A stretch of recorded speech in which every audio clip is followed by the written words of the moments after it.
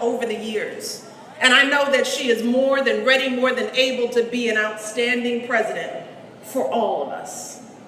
So we cannot afford to squander this opportunity, particularly given the alternative. Because we know that being president isn't anything like reality TV. It is not an apprenticeship.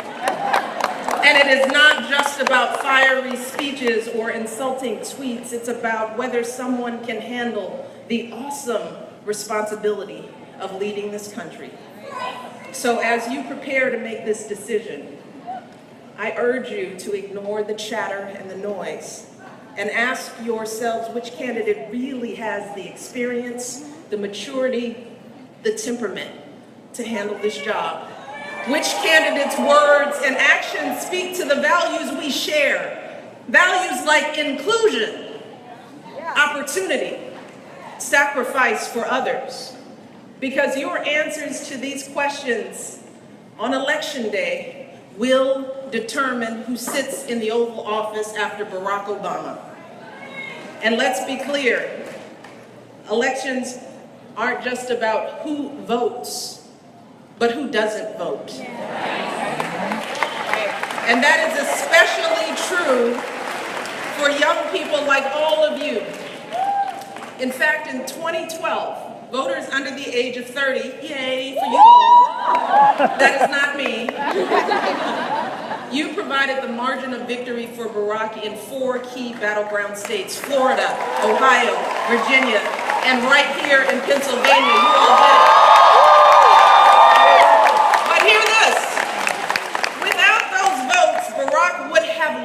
Those states, he would have lost the election, period, end of story.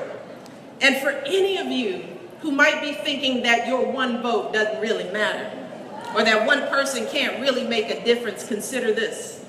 Back in 2012, Barack won Pennsylvania by about 300,000 votes, which sounds like a lot. But see, when you break that number down, the difference between winning and losing this state was only 17 votes per precinct. Take that in. 17 votes, that's how presidential elections are won and lost. On 5 votes, 17 votes per precinct. So the fact is that each of you here in this auditorium, in this special place, we're in a gym, right? Got confused. But each of you could swing an entire precinct and win this election for Hillary just by getting yourselves, your family, your classmates out to vote. That's all you have to do. That's it. You can do it. You have the power. But you could also help a amount of frustration. Because here's the truth. Either Hillary Clinton or her opponent will be elected president this year. And if you vote for someone other than Hillary, or if you don't vote at all, then you are helping to elect Hillary's opponent. And the stakes are far too high to take that chance. Too high. Remember, it's not about voting for the perfect candidate. There is no such person.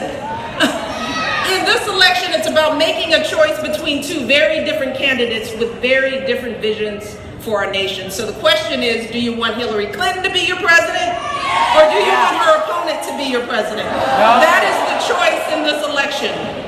And if you choose Hillary, like I am and have and will, then we have to get to work.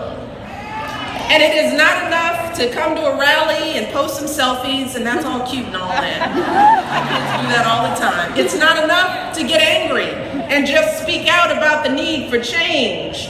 We all must take action to elect folks who will stand with us to make that change. That's your job. So we need you to get yourself and everyone you know registered to vote today. And we have volunteers here who will help you when this is all over. If you're feeling fired up, and even if you're not, go find them and get registered before you leave.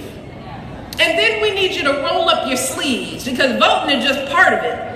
We need you to make calls, knock on doors, get folks out to vote on Election Day. Again, you can sign up with one of the Hillary campaign folks who are here today. I want to see the numbers here go up when I leave. And as you start working your hearts out for Hillary, if you start to feel tired or discouraged by all the negativity in this election, if you just want to hide under the bed and come out when it's all over, I just want you to remember what's at stake, particularly for our young people. Because the choice you make on November 8th will determine whether you can afford your college tuition. It will determine whether you can keep your health care when you graduate. On November 8th, you all will decide whether we have a president who believes in science and will combat climate change or not. A president who will honor our proud history as a nation of immigrants or not. A president who thinks that women deserve the right to make our own choices about our health or not. That's just a taste of what's at stake. So we can't afford to be tired or turned off. Not now. Because while this might feel like a time of uncertainty and division, let me tell you all, I have never felt more hopeful about the future of this great nation. And it's because I know you all are young people. I feel that way because for the past 8 years, I've had the great honor of traveling from one end of this country to the other. I've met people from every conceivable background and walk of life. And time and again, I have seen proof of what Barack and I have always believed in our hearts, that we as Americans are fundamentally decent, good people, and we all truly want the same things. Time and again, Barack and I have met people who disagree with just about everything we have ever said, but who welcome us into their communities. Folks who are open-hearted and willing to listen respectfully. And while we might not change each other's minds, we always walk away reminded that we're not all that different. See, millions of folks in this country are working long hours to send their kids to college, just like my mom and dad did for me. They're helping to raise their grandkids, just like Barack's grandparents did for him. They're teaching their kids the exact same values that Barack and I are trying to teach our girls. That you work hard for what you want in life. That you don't take shortcuts. That you treat people with respect even if they don't look or think like you. That when someone is struggling, you don't turn away from them. You certainly don't take advantage of them. No, you imagine walking a mile in their shoes and you do what you can to help. That's what we're trying to teach our kids, because that's what we do in America.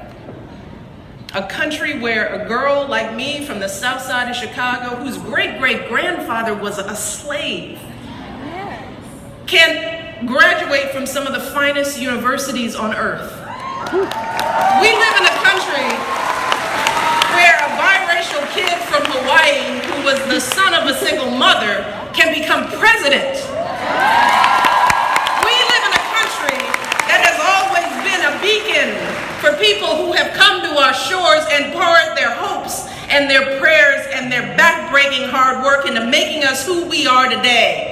So let me tell you, especially our young people, don't let anyone ever take away your hope. Don't let them do it.